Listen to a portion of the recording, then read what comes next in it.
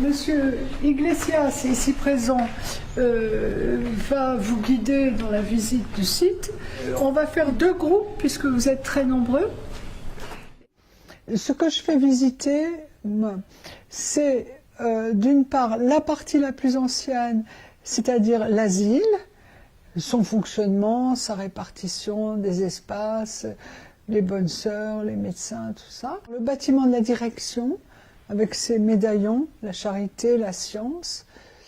On a été à la ferme aussi, pour parler du travail des malades, du travail agricole, et puis toute cette vie qui tournait autour de l'agriculture. Hein.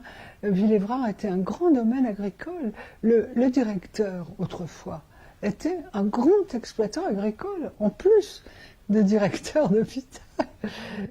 On a été voir la maison de santé payante, avec toujours cette problématique de créer un endroit où les univers sociaux seraient séparés, quoi. J'aime beaucoup passer par le petit bois où on voit les oiseaux, les colverts, les canards, tout ça dans l'étang, là. Et c'est un endroit qui rappelle les paysages de la Marne autrefois. Donc on a commencé à faire ces circuits guidés, plus d'ouvrir l'exposition nouvelle pour les journées du patrimoine. Alors, la CEREP, Société d'études et de recherche historique en psychiatrie, a été fondée par un groupe du personnel de Villévrard qui s'était ému du fait que les archives, ça n'intéressait personne. Donc ils ont commencé à créer le petit musée et un embryon de centre de ressources documentaires qui était ici.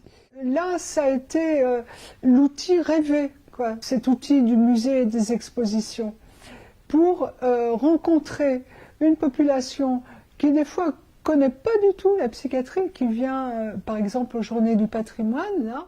Le fait d'accueillir un public, d'ailleurs porte ouverte dans un endroit soi-disant fermé, on ouvre une porte sur l'univers psychiatrique en essayant de faire en sorte qu'elle soit dure, elle soit vraie, elle soit cruelle par moments, mais qu'elle reste digne et gentille.